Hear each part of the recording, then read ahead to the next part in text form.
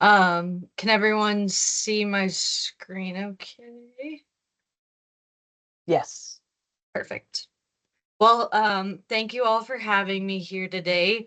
My name is Tara Westenhiser, and I'm the Food Access Coordinator here at the Division of Public Health at DHHS. And a big part of my role is working to connect food and nutrition programs in New Hampshire through strategic planning and collaboration on various food access initiatives. So today I'm going to share a little bit more about different food access resources here in New Hampshire.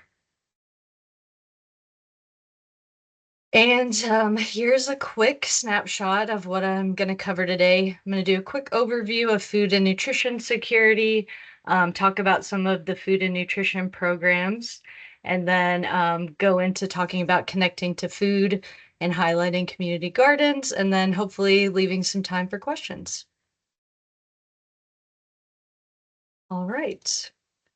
So I always like to start off my presentations with a little bit of level setting.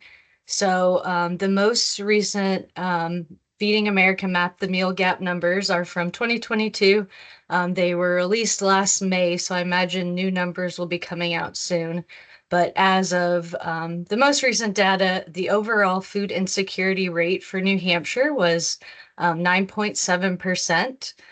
With the highest food insecurity rate being in Coos County at 13.3%. It's also worth noting that when you look by demographics, certain populations are disproportionately affected by lack of access to food. And so food insecurity or lack of access to food can have impacts on a person's health and well-being. Food is a flexible expense, so it's often one of the first expenses to be cut when households are faced with financial hardship. The intersection of hunger and health can be depicted as a cycle. So first, a food insecure household might be forced to engage in coping strategies such as the consumption of cheaper, lower quality foods that are higher in calories but lower in nutritional value. And over time, this reliance on less healthy food can lead to poor nutrition or chronic diet-related diseases such as diabetes. And again, over time, these chronic illnesses can worsen existing disabilities, other illnesses. It could eventually result in an inability to work and increased healthcare costs, all of which just further restrict that household food budget. And once someone enters the cycle, it can be hard to escape it. And so after talking about food insecurity, I do want to make sure to define what food security looks like and then introducing the idea of nutrition security. So food security is access by all people at all times to enough food for an active, healthy life. Food security is about access to a certain quantity of food, whereas nutrition security takes it a step further and considers food quality. So nutrition security is defined as consistent access to healthy, safe, affordable foods essential to optimal health and well-being. So nutrition security looks at nutritional value, affordability, accessibility, and safety of foods. And so that connection between nutrition and chronic disease is undeniable. Food not only plays a role in the onset of disease, but also in its prevention, treatment, and management. And so here we have, this is what they call the food is medicine pyramid, if you haven't seen it before. Food is medicine programs integrate food-based nutritional interventions into healthcare to treat or prevent disease and advance health. And this is often done through the healthcare system as part of a patient's treatment plan. And this is after referral and screening for food insecurity. And on this pyramid, it starts from the bottom and you work your way up. So I'm really going to focus on the prevention side of things, which is going into those nutrition security programs. But I just wanted to introduce this pyramid in case you hadn't seen it. All right, so now we'll go into those food security programs. So, federal nutrition programs are the first line of defense and are effective and vital programs to reducing food insecurity. They provide numerous benefits for those who are eligible. And I'll go into each of the programs a little bit on the next slide, but just always like to show this particular slide because it gives you an idea of where all the different federal nutrition programs are housed in New Hampshire and what department and bureau administers them. It's also kind of highlights kind of the benefit of a food access coordinator role to really work across and coordinate across departments and divisions for more streamlined coordinated approaches.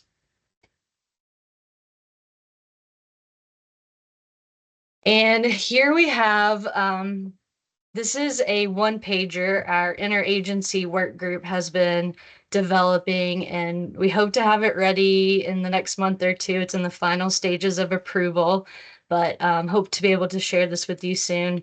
It's meant to be for anyone working with patients or clients, so they know where to refer those who might be eligible for these programs. But each of these programs listed here, they all provide various benefits, whether it's food delivery, actual meals, nutrition education, or benefits to purchase food. And I'll just give a brief overview of each of these. Some of these you've probably heard a lot about, but I never like to assume that people know about all of these programs. So the first I want to highlight is the largest program, SNAP, or Supplemental Nutrition Assistance Program. It serves as the nation's first defense against hunger, and it provides monthly allotments to purchase food. You can encourage folks to apply through New Hampshire Easy. I'm sure a lot of you probably provide application assistance for those you work with. You can also reach out to a district office or the New Hampshire Food Bank to get clients connected with applying for this program as well. And SNAP is a gateway into other programs such as school meals and WIC, which is why it's considered that first defense.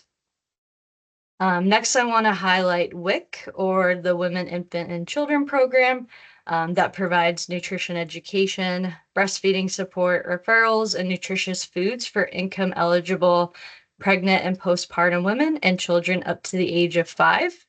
I also want to highlight that single fathers, foster parents, and guardians who have custody of their children can also apply, and children who participate in SNAP, TANF, or Medicaid are automatically income eligible for the program.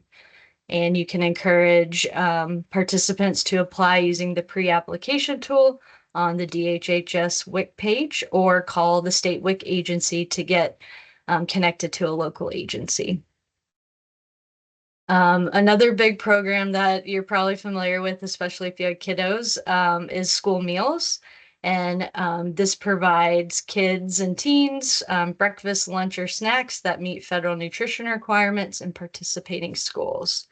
Kids are eligible by completing a school meal application through their school, or they are categorically eligible through SNAP. We're getting to the summer months, so a good program to be aware of is the Summer Food Service Program, otherwise known as SFSP. You maybe have heard of it called Summer Meals or Sun Meals, but it's all the same program.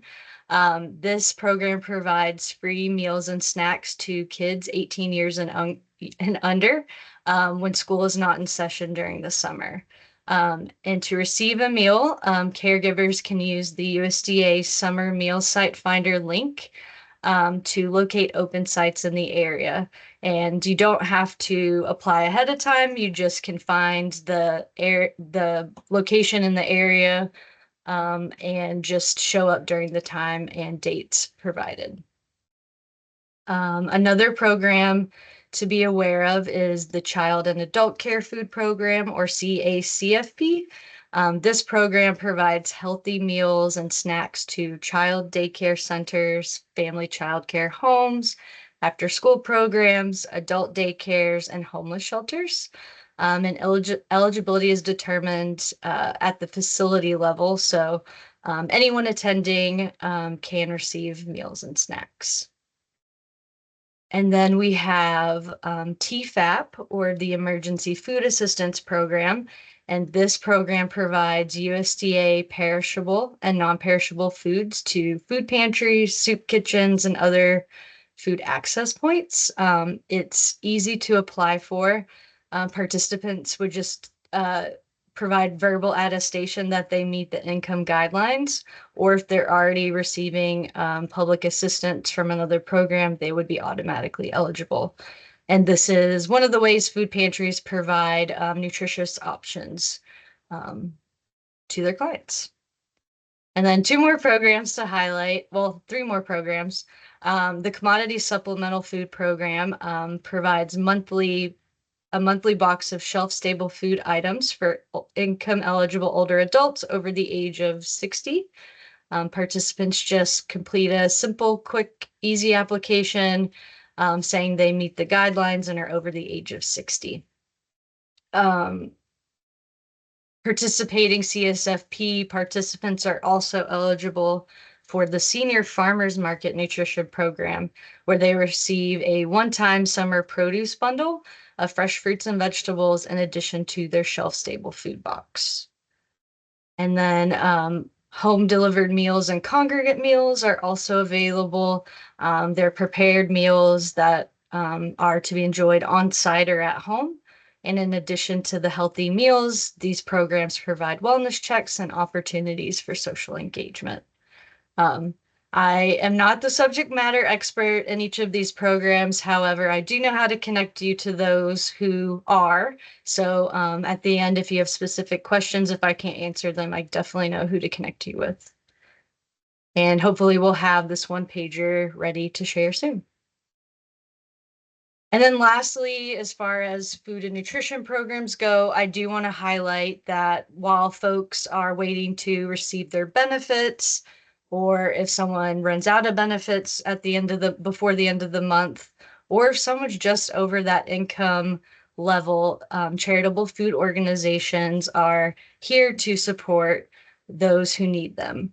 The New Hampshire Food Bank, being the only food bank in the state, has over 400 agency partners, and they have a great food pantry locator tool. If you haven't used it yet, all you have to do is put in a zip code and it finds the partner agencies in that area. Community action programs of New Hampshire are other programs to be aware of.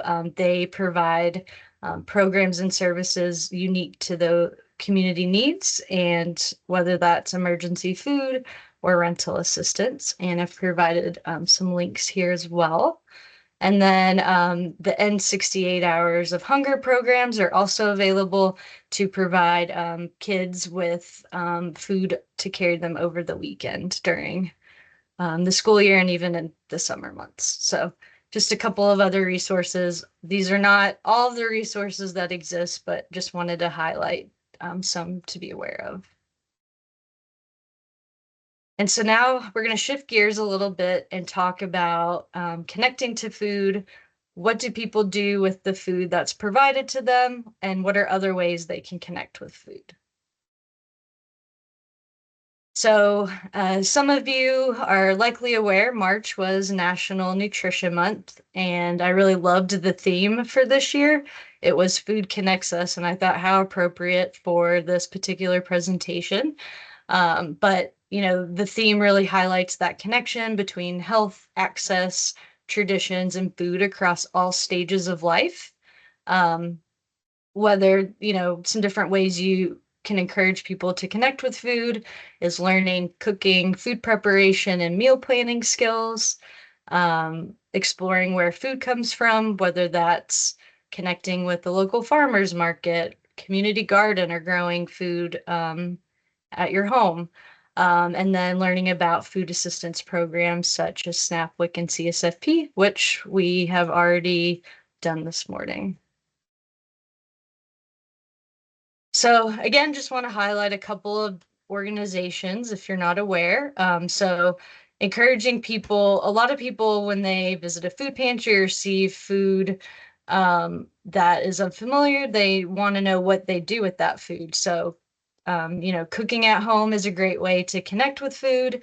It's a way to connect with your family, with friends, or with culture.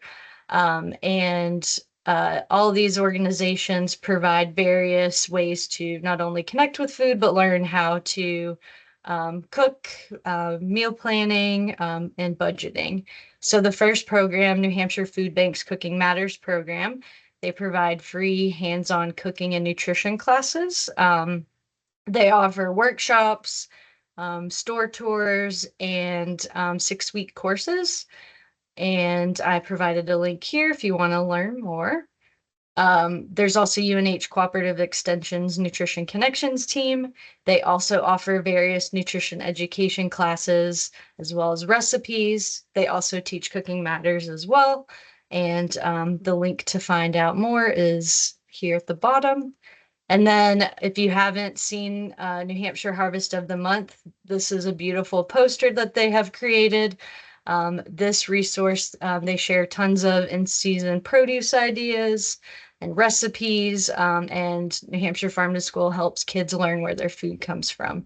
So just other ways to learn more and connect with food. And then community gardens are wonderful places to grow fresh, healthy food, create beautiful spaces that nurture the soul, and bring people together to learn, share, and grow. And for those who don't have enough space to grow food, or they want to connect with other community members, or if they just want to learn and get advice from other experienced gardeners, they are a great resource. Some community gardens do require a small plot fee. And others, like the organizations listed here, they also provide opportunities and support community gardens across the state. So UNH has this great map where you can see the various community gardens throughout the state, whether just want to grow your own food, if there's production gardens. I'd encourage you to explore it. There's a lot of great information there. Some other organizations supporting community gardens, Grow Nashua is one.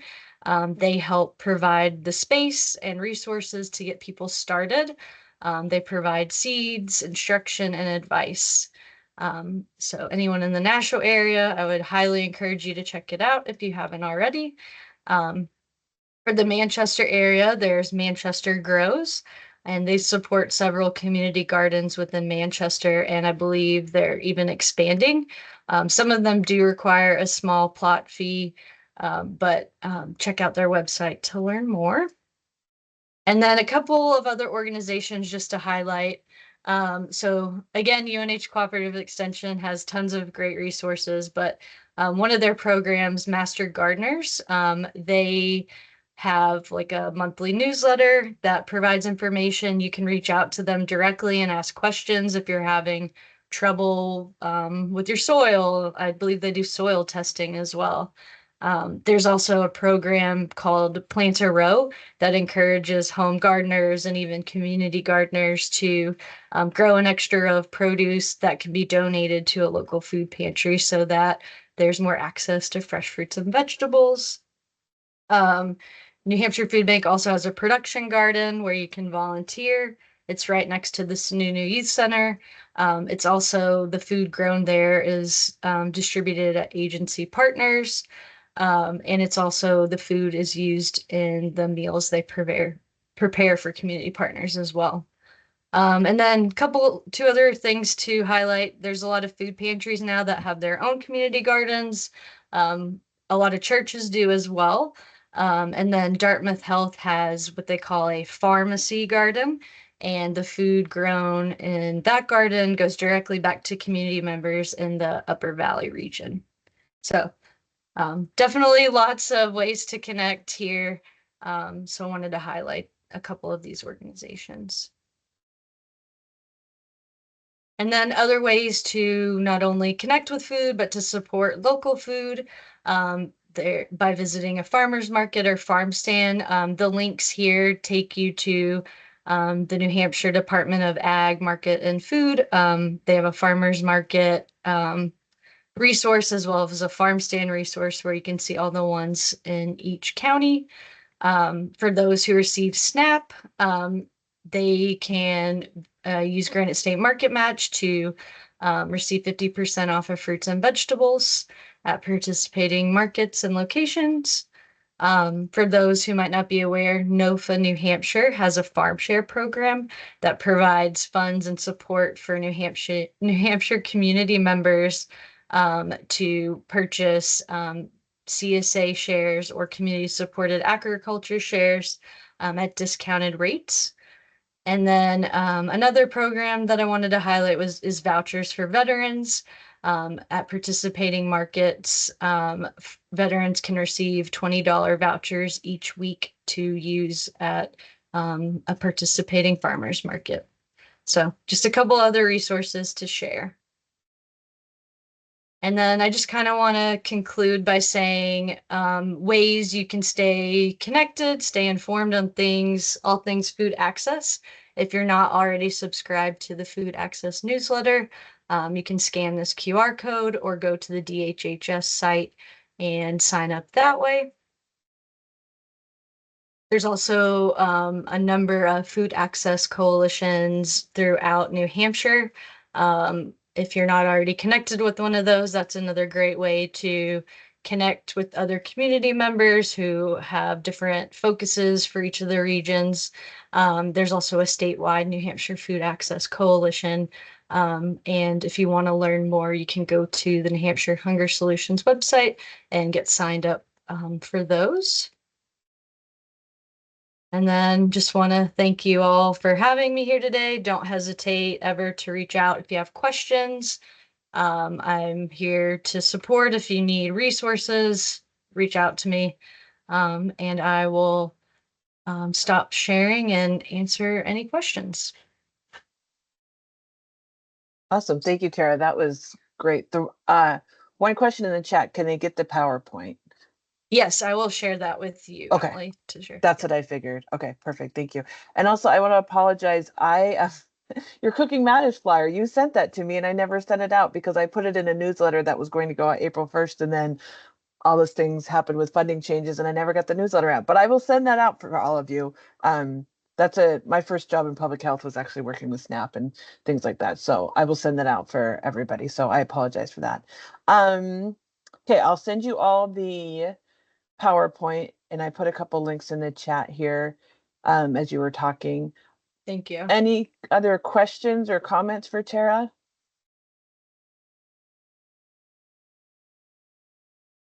I had a comment or question.